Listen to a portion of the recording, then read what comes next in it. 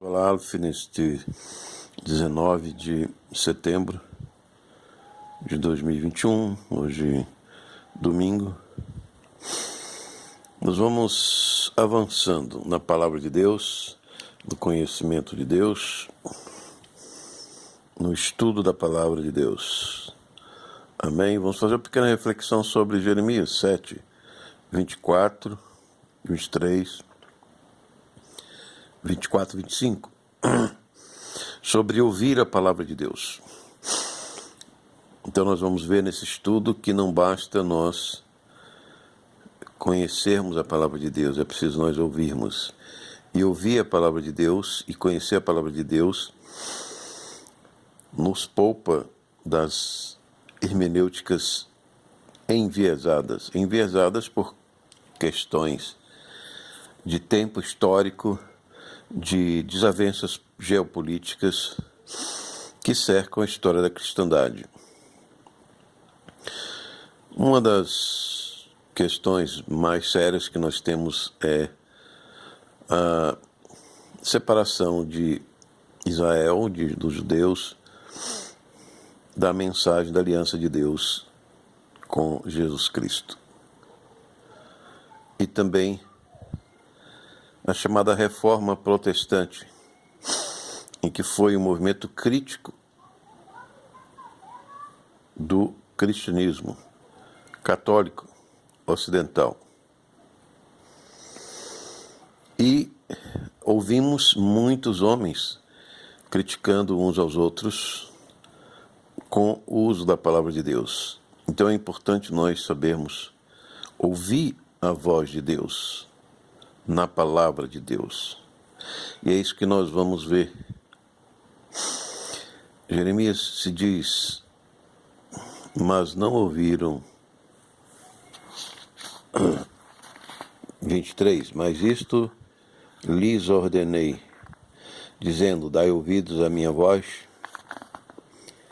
e eu serei vosso Deus, e vós sereis o meu povo. Andai em todo o caminho que eu vos mandar, para que vos vá bem. Mas não ouviram nem inclinaram os seus ouvidos, mas andaram nos seus próprios conselhos, no propósito do seu coração malvado. Andaram para trás e não para diante, desde o dia em que vossos pais saíram da terra do Egito até hoje. Enviei-vos todos os meus servos, profetas, todos os dias, madrugando e enviando-os. Então o homem tem os profetas e nós cristãos os apóstolos como estacas, como referências, porque a maioria é fraca. O estudo é maioria fraca na ética, no conhecimento. Então ela pode se servir dos outros, dos servos de Deus, dos profetas de Deus. Mas é preciso saber também ouvir a palavra sobre o que é e quem é o profeta de Deus, quem é e o que é o apóstolo de Deus. Então existem duas coisas importantes que eu queria mencionar para ouvir a palavra de Deus. Primeiro, conhecer a historicidade da palavra de Deus. Bom, Jesus nos diz que a palavra de Deus foi dada a ele e ele nos deu. Então significa que as palavras são sagradas. Nós não podemos mudar. Então nós precisamos ter conhecimento da crítica textual. Quais os manuscritos que nós temos que foram copiados, que são mais confiáveis.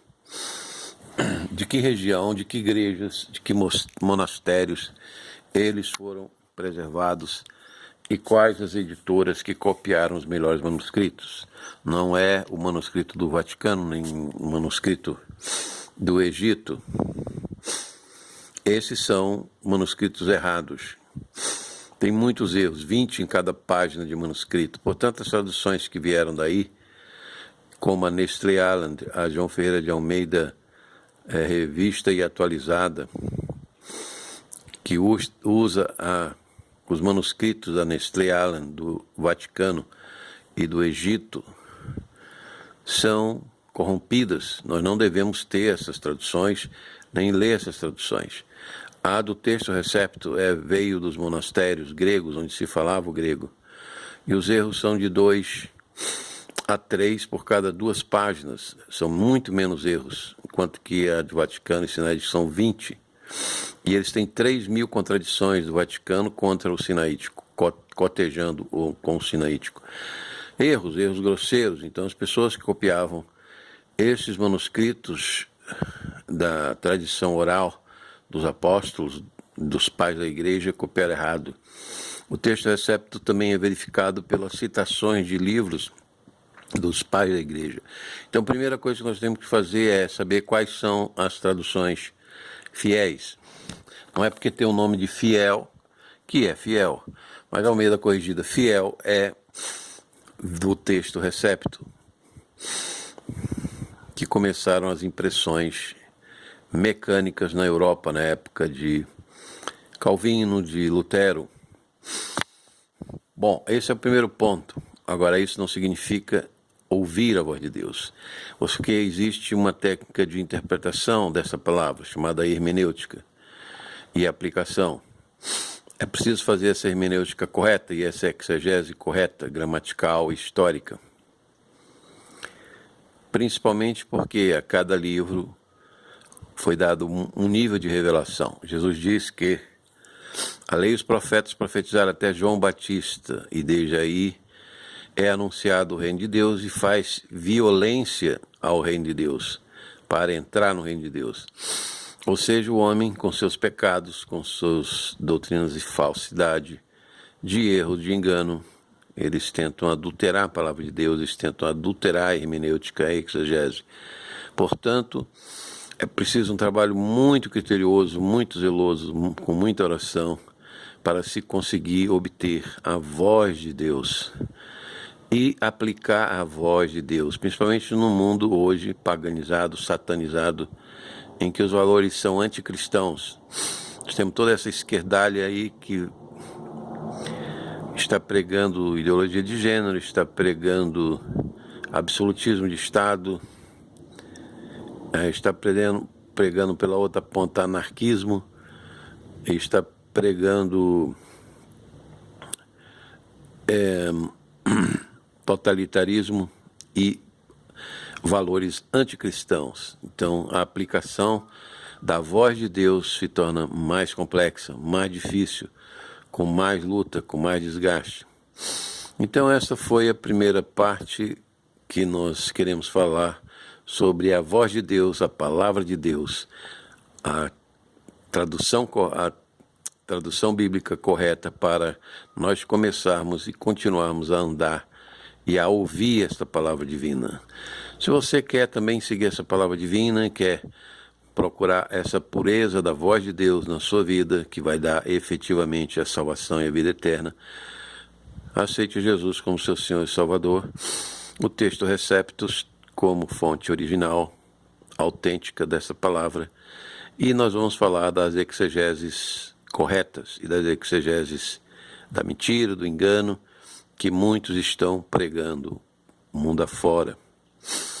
Nós vamos avançar nas outras partes também sobre a hermenêutica calvinista, a hermenêutica arminiana, a hermenêutica católica, e se Deus nos permitir, faremos então a síntese de como aplicar a exegese, a hermenêutica na correta para ouvir a voz de Deus e caminhar nela. Esse que vos falou, aceite Jesus, aceite este caminho da pureza, da verdade, da palavra e da voz de Deus, em Cristo Jesus, Redentor nosso e Senhor nosso, pela sua graça e fé e obediência, em nome do Pai. Abençoe-te então, Deus, perdoe seus pecados, aceite o perdão na cruz do sangue de Cristo. Então, se você fez essa oração comigo, abençoe-os Deus Pai Todo-Poderoso, Pai, Filho e Espírito Santo, agora sempre esse que vos falou, Alfi. Ministério Igreja de Jesus.